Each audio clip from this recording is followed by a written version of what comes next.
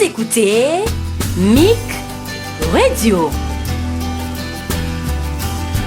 Un son qui réveille vos émotions.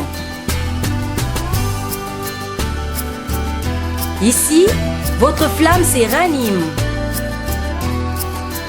MIC Radio, les tam-tams de l'Éternel.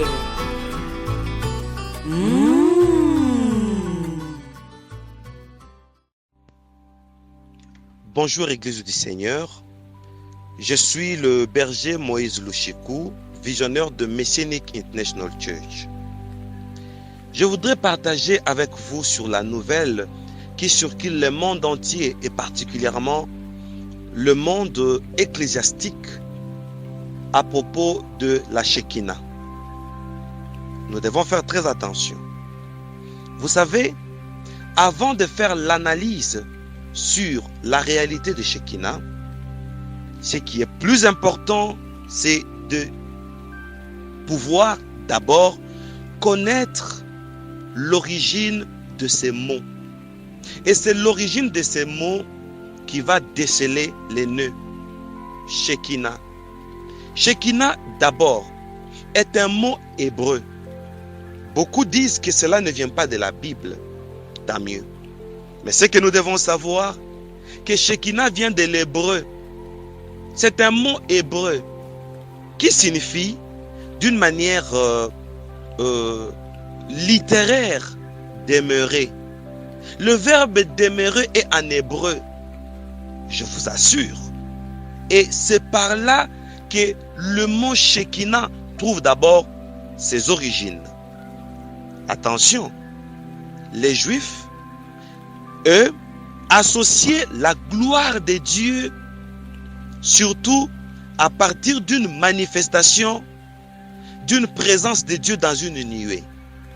Nous prenons un exemple, la colonne de nuée qui conduisait Israël le jour, et la même colonne s'est transformée la nuit en colonne de feu pour éclairer Israël nuitamment.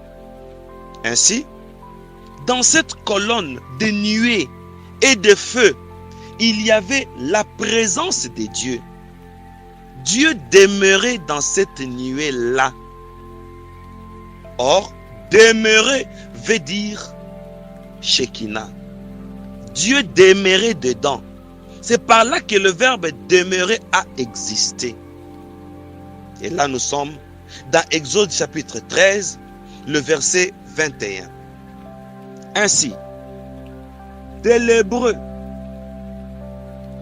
Shekinah vient de Shekin, ce qui signifie s'installer, demeurer.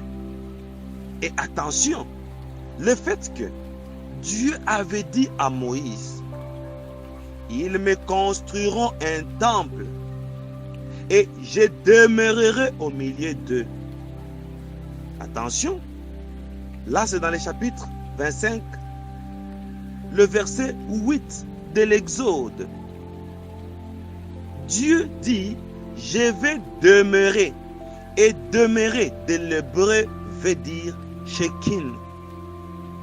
Et Shekin vient de l'hébreu pour dire que Dieu demeure. Là, ça sort de la Bible.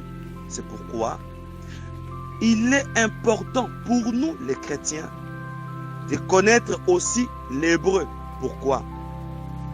Parce que la Bible que nous lisons, c'est un livre qui a été traduit d'après les textes originaux de l'hébreu. Attention, ainsi, pour les Hébreux, les Juifs, Dieu s'est incarné dans la nuée, Dieu s'est incarné dans une manifestation quelconque, dans un buisson ardent, dans la nuée, dans un feu. Attention, la manifestation de Dieu, d'après la croyance juive, Dieu s'est manifesté dans la nature, dans les circonstances, et partout où Dieu s'est manifesté, on appelait ça Dieu demeurer dans. Et le verbe demeurer de l'hébreu veut dire Shekin. Et c'est de là que le mot Shekinah sort, qui veut dire la gloire. Nous parlons en amont comme en aval. Allons maintenant dans l'autre facette. Le même concept provient d'abord de Babylone. Et cela est parti d'une magie babylonienne jusqu'à la Kabbale des Juifs. C'est-à-dire, il y a deux parties des Juifs et ne faisons pas une confusion. Premièrement, il existe des Juifs chrétiens et des Juifs qui sont entrés dans la Kabbale. Et c'est une Kabbale juive. Et maintenant, nous ne devons pas généraliser. Parce que la Bible a déjà dit, la parole est venue chez les siens et les siens ne l'ont point reçue. Attention, le fait que la parole est venue chez les siens et les siens ne l'ont point reçue, ça prouve que les Juifs ne croiront pas au Messie. Voilà pourquoi il y a les Juifs jusqu'aujourd'hui, une catégorie de Juifs qui attendent l'arrivée du Messie. Attention, voilà pourquoi on dit à tous ceux qui l'ont reçu, la parole a donné le pouvoir de devenir enfants de Dieu. Nous devons faire très attention avec le judaïsme. J'y arriverai. Ainsi, il y a la Kabbale juive qui croit à une incantation babylonienne où Shekinah est une démon. Attention, nous ne devons pas refuser la gloire de Dieu qui dérive de Shekin, un mot hébreu. Nous ne devons pas confondre l'étymologie de ce mot et la pratique d'une invocation d'une démon du nom de Shekinah. Deux sources différentes. Et je voudrais prouver cela. Et les enfants de Dieu doivent faire très attention avec les enseignements qui circulent sur l'internet. Ce que moi je peux dire, ce n'est que de l'extrémisme où on condamne les choses par les faits et non par la réalité. Qu'est-ce que je vais dire pour ne pas trop philosopher? Nous les chrétiens, nous croyons en Jésus. Mais laissez-moi vous dire, dans la Rose-Croix, le grand maître des Rose-Chrétiens s'appelle Jésus. Devons-nous abandonner Jésus? Parce que les Rose-Chrétiens aussi invoquent Jésus. La même Bible que nous utilisons, qui est la loi de Dieu, est utilisée par les spirites et les grands magiciens font des invocations des djinns avec le psaume. Or, ce sont le psaume de David, l'homme selon le cœur de Dieu. Devons-nous abandonner ou refuser le psaume? La croix de Jésus, sachant, elle a une double signification. Ça a une symbolique dans le christianisme et ça a une autre symbolique dans le mysticisme. Attention, nous les chrétiens, nous utilisons la Sainte Seine. Mais je vous assure, dans la magie, on utilise aussi la Sainte Seine sous une autre appellation qu'on appelle la transsubstantiation. La transsubstantiation, c'est le fait d'utiliser la viande et le pain, de les transformer en viande et d'utiliser le vin et de les transformer en sang. Et pourquoi nous les chrétiens nous utilisons ça? Pour dire, attention Église du Seigneur. L'Église commence à être distraite. Pourquoi? L'Église commence à devenir extrémiste. Nous sommes en train de souffrir maintenant dans la crise de mots. Attention, nous ne croyons pas au judaïsme, nous croyons au christianisme. Il se pourrait que certains juifs, nous sommes les messianiques, nous croyons au retour du Messie. Mais attention, il y a aussi une magie juive appelée la magie de messianique. Est-ce que ça nous fait cesser d'être messianique? La conclusion est que c'est un problème de contexte et des intentions. Partagez rapidement ces messages au monde entier. Sitôt vous l'écoutez, sitôt vous le partagez. Le problème de Shekinah, c'est un problème de contexte et problème des intentions. Dans le vocabulaire hébreu, Shekin existe pour dire demeurer.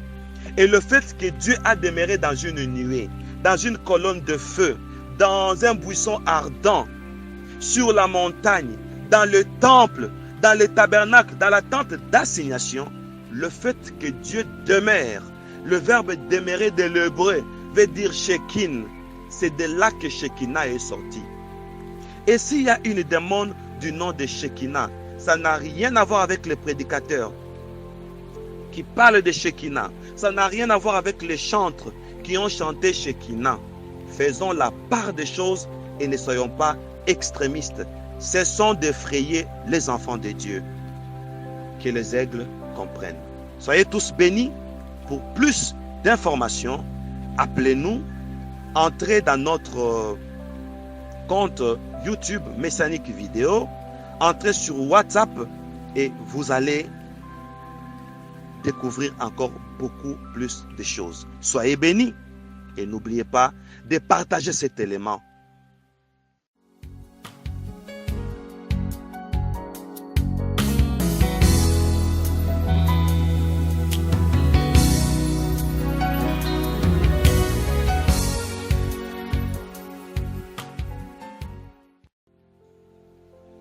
Bien-aimés dans le Seigneur, Église du Seigneur, toujours à propos de Shekinah, partie 2. Je suis le berger Moïse Louchekou, visionnaire de Messianic International Church. À propos de la nouvelle qui est répandue dans le monde entier pour dire Shekinah est une démon. À la deuxième partie, ici je vais juste utiliser un lexique, un dictionnaire. Écoutons d'après le lexique.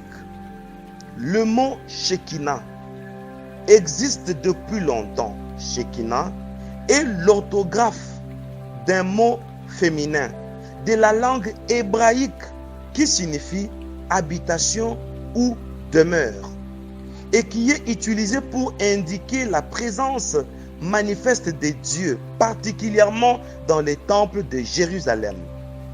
Chers auditeurs, là, nous sommes dans le contexte hébraïque ou dans la langue hébraïque.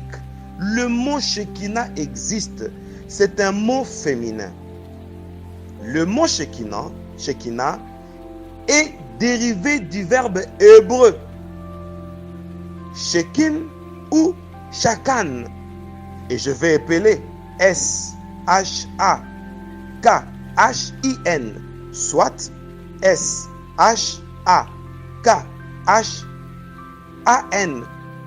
qui est dans l'hébreu biblique. Et ça signifie littéralement demeurer, habiter ou résider.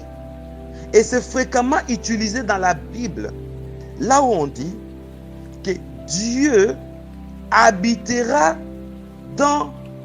Je vais lire le passage dans Genèse chapitre 9, verset 27.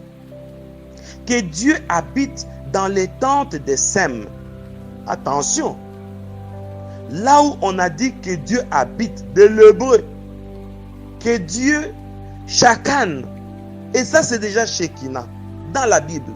Mais nous, en français, on a mis le verbe habiter. Mais dans le contexte hébreu, dans la Bible, en hébreu, on n'a pas mis habiter, on a mis Shakan. Ou on a mis Shekin. Donc que Dieu Shekin dans les tentes de Sem. Genèse 9, 27.